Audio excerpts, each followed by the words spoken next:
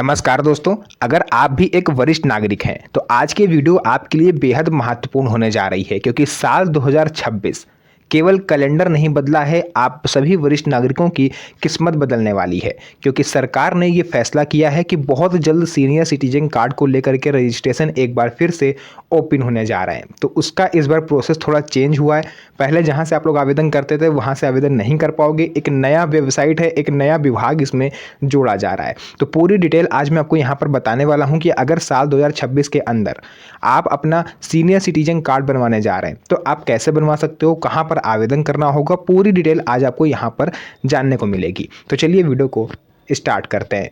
तो साथियों, इससे पहले कि हम वीडियो में आगे बढ़ें, मैं आप लोगों के कीमती समय में से 2 मिनट मांगता हूं। 2 मिनट में मैं आपको कुछ ऐसा बताऊंगा, फिर आप चाहें उसको फॉलो करना या ना करना, आपके बहुत ही काम की चीज़ है। साथियों, मैंने पिछले लगभग 10 से 12 महीनों तक इन चैनलों पर काम किया और मैंने इस चीज़ को अनुभव किया है कि जितने भी वरिष्ठ नागरिक हैं, जितने भी बुजुर्ग हैं, महिलाएँ हैं, ठीक है, अक्सर इन लोगों को ये पता नहीं होता है कि कौन सी सरकारी योजना कब आई, कब चली गई, या जो सरकारी योजना चल रही हैं इसका फॉर्म कैसे भरा जाएगा, कौन कौन से दस्तावेज लगेंगे, है ना। जैसे सीनियर सिटीजन कार्ड ही को ले लीजिए, इसके बारे में बहुत से लोगों को जानकारी नहीं है। आयुष्मान कार्ड कैसे बनता है लिस्ट में नाम ना होने के बावजूद।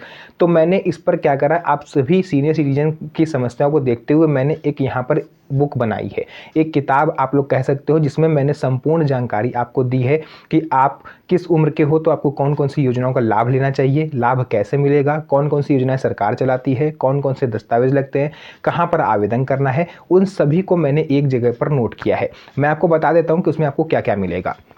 साथियों, सबसे पहले सभी जरूरी सरकारी दस्तावेज, जितने भी सरकार की तरफ से दस्तावेज होते हैं जो आपकी पूरी ज़िंदगी काम आते हैं, उन सभी दस्तावेजों को बनवाने का तरीका, कितने रुपए लगते हैं, किस विभाग से बनता है, पूरी डिटेल मैंने लिखी हुई है। उसके बाद राशन कार्ड योजनाएं, राशन कार्ड पर सरकार कौन कौन सी योजनाएं चलाती हैं, फ्री राशन के अलावा और कौन कौन से ऐसे लाभ हैं जो आप लोगों को मिलते हैं।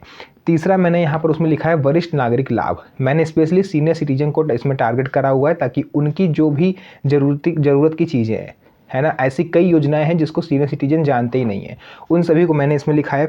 बैंक और आरबीआई के नए नियम, क्योंकि बैंक और आरबीआई हमेशा नए नए नियम लेके आते रहते हैं, तो मैंने उनको भी इसमें लिखा हुआ है। आवास योजनाएं और महिलाओं के लिए जो भी योजनाएं सरकार चलाती है उन सभी का संग्रह मैंने एक किताब में करा हुआ है। उस किताब को अगर आपको खरीदना है, आपको लेना है, तो बहुत ही कम दाम मैंने उसका रखा हुआ है। आपको नीचे डिस्क्रिप्शन में मेरे व्हाट्सएप चैनल का लिंक मिल जाएगा, आप उस लिंक पर क्लिक करके मेरे व्हाट्सएप चैनल को ज्वाइन कर लीजिए, बाकी की डिटेलिंग मैं आपको वहां पर बता दूंगा। तो चलिए अब आते हैं वीडियो के मेन टॉपिक पर। टॉपिक ये है कि सीनियर सिटीजन कार्ड कैसे बनेगा। तो इसमें भी कुछ प्रोसेस चेंज हुआ है जिसको मैंने यहाँ पर ऑलरेडी नोट करा हुआ है। तो चलिए इसके बारे में मैं आपको बता देता हूँ कि इसके लिए आपको कहाँ से आवेदन करना है और कौन कौन से दस्तावेज इसमें आपको चाहिए रहेंगे। तो सबसे पहले तो ये समझ लीजिए कि सीनियर सिटीजन कहते किसको हैं सरकार की नज़र में। तो वह देखिए, यहाँ पर 2 कैटेगरीज होती हैं। कुछ लोग होते हैं जो फिजिकली फिट होते हैं, उम्र हो गई है 65 साल, लेकिन देखने में ऐसा लगता है कि बस 50 या 55 साल के हैं।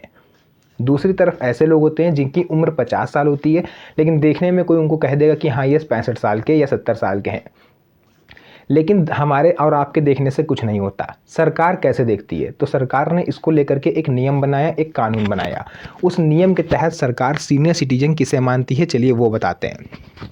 तो अगर आप एक पुरुष हैं और आपकी उम्र 60 साल हो गई है तो आप एक वरिष्ठ नागरिक की श्रेणी में आ गए हैं। एंड अगर आप एक महिला हैं और आपकी उम्र 58 वर्ष है तो आप एक वरिष्ठ नागरिक की श्रेणी में आ चुकी हैं। वरिष्ठ नागरिक की श्रेणी में आने के बाद बहुत से ऐसे लाभ हैं जो आपको मिलते हैं। पहले जो आपको लाभ मिलता था सीनियर सिटीजन रेलवे कंसेशन, वो फिलहाल बंद चल रहा है और अभी उसको लेकर के कयास ये लगाए जा रहे हैं। मीडिया रिपोर्ट्स के हवाले से खबरें ये आ रही हैं कि इस बार जो बजट पेश होगा 1 अप्रैल को, उसमें इसको फिर से शुरू किया जा सकता है। तो इसीलिए ये चीज़ इस समय काफ़ी ज़्यादा वायरल हो रहा है कि सीनियर सिटीजन कार्ड एक बार बनना फिर से शुरू हो सकते हैं। तो चलिए हम जान लेते हैं कि इसको बनवाने का क्या प्रोसेस है, कौन कौन से दस्तावेज लगेंगे और कौन सा ऐसा नया विभाग है जो इस बार इसमें जोड़ा गया है जहाँ से आप लोग आसानी से बनवा सकते हो। तो साथियों, यहाँ पर देखिए, मैंने यहाँ पर एक चीज़ नोट करी हुई है, सीनियर सिटीजन कार्ड कैसे बनेगा। यहाँ पर 2 तरह के लोग परेशान रहते हैं, एक वो जो गांव में रहते हैं, दूसरा वो जो शहर में रहते हैं। तो शहर में अगर आप रहते हो तो आप पहले तो ये चेक करो कि आप पात्रता पूरी कर रहे हो या नहीं। पात्रता ये मैंने जो उम्र सीमा है वो मैंने आपको बता दी। दूसरी पात्रता ये है कि अगर आप गवर्नमेंट जॉब में हो, आप रिटायर हो गए हो, तो आपको सीनियर सिटीजन कार्ड का लाभ नहीं मिलेगा। तीसरा, जो लोग टैक्स पे करते हैं वो इसके लिए एलिजिबल नहीं है। एलिजिबल इसके लिए वही हैं जो सामान्य नागरिक होते हैं। तो यहाँ पर देखिए, सबसे पहले आपको क्या करना है, आपको नगर निगम कार्यालय जाना है। अगर नगर निगम कार्यालय में आपका वहाँ पर कोई काम नहीं हो रहा है तो आप क्या कर सकते हो कि अपने जिला जो कार्यालय होता है, जिसको हम लोग समाज कल्याण विभाग का ऑफिस कहते हैं, ये इस बार नया इसमें ऐड हुआ है, यहाँ से आप आसानी से बनवा सकते हो। तो ऑफलाइन प्रोसेस यही है कि आप समाज कल्याण विभाग के ऑफिस में जाके इसे आसानी से बनवा पाओगे। स्टेप बाय स्टेप प्रोसेस के बारे में अगर बात करें तो वहाँ पर आपको जाना है, अधिकारी जो भी आपको मिलेंगे आपको उनसे सीनियर सिटीजन का फॉर्म ले लेना है। फॉर्म ध्यान से भरें, ज़रूरी दस्तावेज इसमें ज़रूर लगाएं, क्योंकि एक भी दस्तावेज अगर कम हुआ तो फिर आपका वो फॉर्म जो है वो रिजेक्ट कर दिया जाएगा। आप देखिए, यही छोटी से छोटी चीज़ ले लीजिए। अब इसमें आपको नहीं पता है कि कौन कौन से हमें दस्तावेज लगाने हैं, तो इसी को लेकर के मैंने एक गाइड तैयार करी है, जो जैसा कि मैंने अभी आपको स्टार्टिंग में बताया था। उस गाइड को आप एक बार ले लीजिए। उसमें आपको किसी भी तरह की सरकारी योजना के लिए भटकना नहीं पड़ेगा, ना ही वीडियोज़ देखने पड़ेंगे कि कौन कौन से डॉक्यूमेंट लगते हैं, कहाँ पर होना है, सब कुछ मैंने उसमें नोट करा हुआ है। इतना करने के बाद आपको जो भी डॉक्यूमेंट है आप सबमिट कर दोगे, फॉर्म को जमा कर लीजिएगा और जो रसीद मिलेगी उसे लेकर के आ जाइएगा, क्योंकि यही रसीद आपको आपका सीनियर सिटीजन कार्ड दिलवाती है। इतना हो गया। इसके बाद ऑनलाइन प्रोसेस ये है कि आप अपने कार्यालय में, जो आपका प्रखंड कार्यालय है, अगर आप गांव में हो या फिर आप शहर में हो तो आप सीएससी सेंटर से भी कर सकते हो। गांव वाले भी सीएससी सेंटर से ऑनलाइन अप्लाई कर सकते हैं। एंड मेरी सजेशन ये रहेगा कि आप सीएससी सेंटर से ही, यानी जो जनसेवा केंद्र होते हैं वहीं से अप्लाई करवाइए, या 100 या 50 रुपये वो आपसे लेंगे और आपका आवेदन कर देंगे। बट जहाँ पर भी आवेदन करना उसकी रसीद ज़रूर ले लीजिएगा। इसके बाद अगर आप खुद से आवेदन करना चाहते हो तो ई डिस्ट्रिक्ट पोर्टल आपके राज्य का जो भी हो, जैसे आप एमपी में हो तो एमपी का अलग ई डिस्ट्रिक्ट पोर्टल है, आप यूपी के हो तो यूपी में एक अलग ई डिस्ट्रिक्ट पोर्टल है। एंड हर राज्य में, हर जिले में समाज कल्याण विभाग के ऑफिस की भी वेबसाइट होती है, तो आप वहाँ पर भी जाके ऑनलाइन आवेदन कर सकते हो। वहाँ से भी आपका सीनियर सिटीजन कार्ड आसानी से बन जाएगा। अब बात कर लेते हैं कौन कौन से डॉक्यूमेंट लगेंगे। देखिए, यहाँ पर तो मैं आपको बता दूंगा, लेकिन फिर आप भूल ना जाओ, इसलिए इसको कहीं पर नोट कर लो। सबसे पहले आपका लगेगा आधार कार्ड, पहचान के प्रमाण के तौर पर। आप यहाँ पर वोटर ID कार्ड भी लगा सकते हो। फिर आपका लगेगा निवास प्रमाण पत्र, कि आप वाकई उस राज्य में रहते हो जहाँ से आपने आवेदन किया है। इसमें आप राशन कार्ड, बिजली का बिल, इन दोनों में से कोई एक आपके पास होना चाहिए। पासपोर्ट साइज 2 फोटो यहाँ पर आपकी लगेंगी। ध्यान रहे कि फ़ोटो कलरफुल बैकग्राउंड में नहीं होनी चाहिए, पीछे वाइट बैकग्राउंड होना चाहिए और फ़ोटो लेटेस्ट की होनी चाहिए, ज़्यादा पुरानी फ़ोटो भी आपको यूज़ नहीं करनी है। इसके अलावा सीनियर सिटीजन कार्ड के कौन कौन से फ़ायदे होते हैं, चलिए उसके बारे में बात कर लेते हैं। हॉस्पिटल में आपको प्राथमिकता मिलती है। अगर आप गए हो, काफ़ी ज़्यादा लाइन लगी हुई है, आप देखते हो अक्सर गवर्नमेंट हॉस्पिटल में लाइन लगी होती है, तो आपका जो पर्चा है वो प्रायोरिटी पर बनेगा।